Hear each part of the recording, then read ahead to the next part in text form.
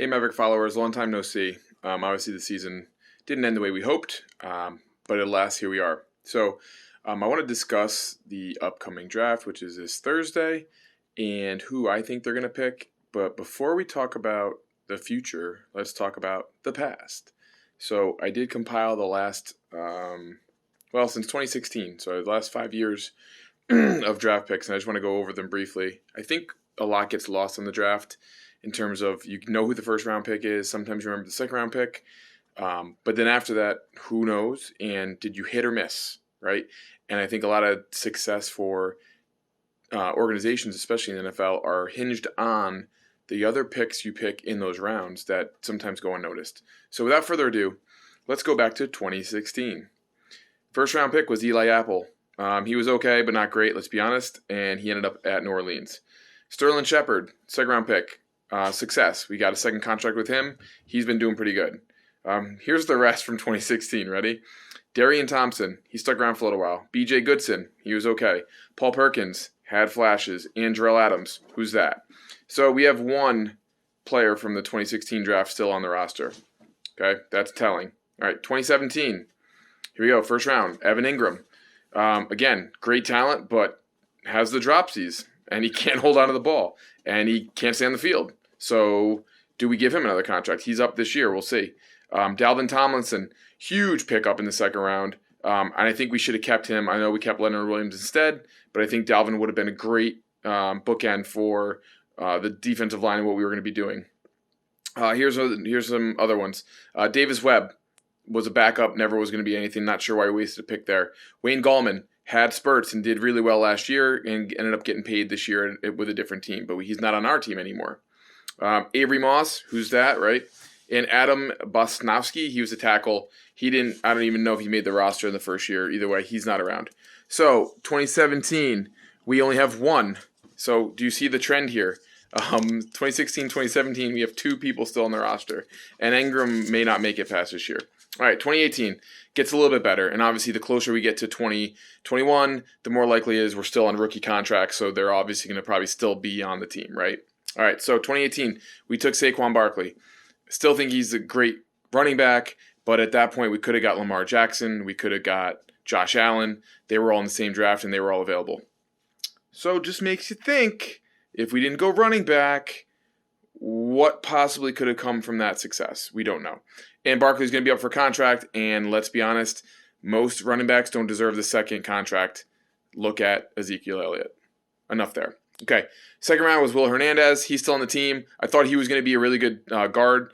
Right now, he's kind of middle of the road, and I think he's more like a backup for us, so that didn't work out as well as we hoped.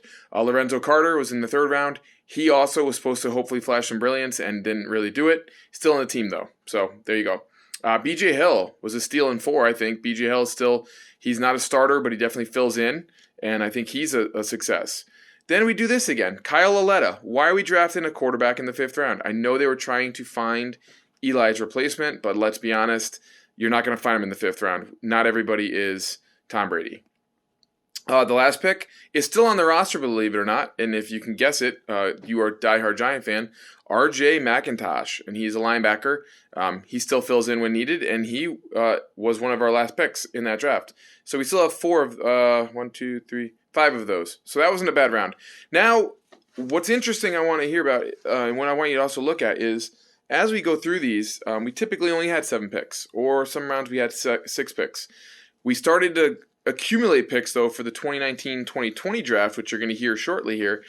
Part of it, I think, was obviously from trades. We had gotten rid of some people and picked up some picks, but they also were making some moves, and I think trying to maybe change the roster around a little bit. So here we go. 2019 is the Daniel Jones draft, okay? And he was our first pick. He was a 6th pick, and let's be honest, everybody in this room that's watching this did not think he was the one coming off the board at 6, right? That just wasn't going to happen. So we got a situation where he picked somebody we weren't expecting, and away we go. Number 2, Dexter Lawrence. Remember, he was also a first-round pick from one of the trades. He is now going to replace Dalvin Tomlinson. At least that's what we're hoping. So I think that's an okay pick. The last pick in the first round for 2019 was when we traded back in and we got Mr. DeAndre Baker. Hands up. Oh, sorry. No, I didn't have the gun charge. He's not in the NFL. I got absolved of his allegations, but nobody's given him another shot. So, and DeAndre, let's be honest, he wasn't doing that well after the first year anyway, but he had potential. But he's gone. Then we got O'Shane Ximenez, and he's still playing, and they're hoping this is the year where he really pops out and shows that he can get to the quarterback. So we'll see if that's accurate. Also, we got Julian Love in that draft. He's a good, secondary assister. He's not going to be a starter, but he can be a fill-in when needed. Ryan Connolly, he played linebacker for a little while, and he was out, I think, effective last year. Then we have Darius Slayton, who we got in the 5th round. I think he has sleeper potential, especially with Galladay coming in now, where he actually might become that third receiver that they got to single up and he gets away from him, right? Because Sterling Shepard's going to take some attention, Galladay's going to take some attention, and hopefully Ingram will take some attention.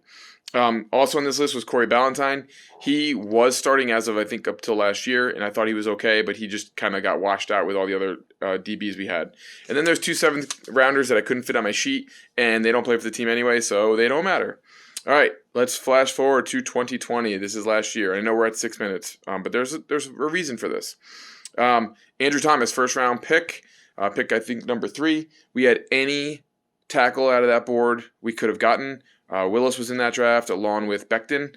And honestly, in terms of the first year, we definitely finished 3rd in that. I do think Becton is a stud.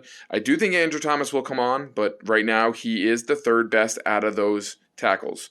So hopefully that, that's not a trend here. We also picked up Xavier McKinney. I think he's going to be a stud if he can stay on the field. Injuries last year really limited him. I'm hoping that he comes back strong this year and he shows why he was the pick where he was. Matt Pert was also in this draft. I believe he was the 3rd pick. He, I think, will be a good backup tackle or backup guard. I think you're going to see a lot of playing time. He had some last year, and I think he's actually pretty good. And I think we got him in where we should have. Darnay Holmes was our 4th-round pick. He's a DB. I think he filled in pretty well, admirably as well. He had some flashes last year where he could be a starter, and if that happens, that would be a huge win for us. Shane Lemieux is still on the team. He is also a guard tackle type. He's not as good, I don't think, as Matt Part, but he's there, and, again, maybe he can help fill in when needed. We also got Cam Brown and Carter Coughlin and TJ Brunson, who are all still on the team. So that's good. And again, they got drafted last year, so you'd think they'd be there. The one that I want to talk about, too, is Mr. Irrelevant, and he was the last pick of the 2020 draft. And typically they say that he'll never make a team. He's no good. That was our pick last year because we got him at the end, and his name was Tay Crowder. And frankly, I think the dude's playing like balls out. So I actually like that we got him. I think it was a good pickup. We got him at a good time. And let's be honest, if you're the last pick in a draft, you have everything to gain and every potential motivating factor to say that nobody thought you were good enough. So there's definitely no way he's not going to make it a success here. All right, so just to look at what we've done, we had 2, 4, 6, 8. We had 10 picks in 2020. By the way, Chris Williamson was picked last year, and I don't think he even made the team. So of those, we kept almost all of them, which would make sense. But let's go backwards now. 2019, we had 2, 4, 6, 8. We had 11 picks in the 2019 draft, and only 5 of them are left. 2018 draft, we only had 6 picks. 5 of them are still on the team. So that's okay. But now let's go back to 2017, 2016. These are the folks, are we going to keep contracts? Are they sticking around with us? Out of those 2, 4, we had 7 in 2017 and 2, 4, 6 in 2016. All we've got left is Sterling Shepard and Evan Ingram. And I don't know if Ingram's going to stick around. So really, out of those 2 drafts, the only person still on our team that's had success is Sterling Shepard. So not a lot of good tape on our last 5 draft rounds, right? And let's be honest, we put a lot of effort into supporting Daniel Jones this year with the pickups.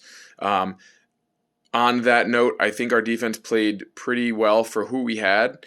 And I do believe that we are going offense again this year for the draft. And if you notice, it's been Ingram, Ingram, Barkley, and obviously Daniel Jones. So we've gone offense the last 3 years, and I think it's going to continue this year. I think they're going to go for a tackle.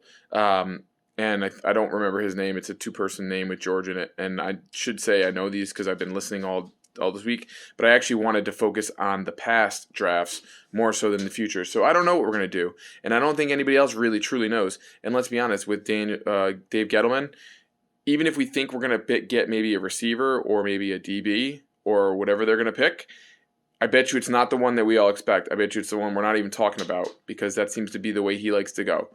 So we'll see what we do. Go Big Blue. I'm hopeful for this season that this will be the year that Daniel Jones gets it and he does not turn the ball over. Hold on to the ball like we did towards the end of last season, and you get wins. That's how this works, okay? So Giants, stay with me here. Go We Bleed Blue. Let's get a good draft in here. Let's hope that we keep these people around for more than 5 years. And if we don't, let's get the most out of them we can. All right, have a good one.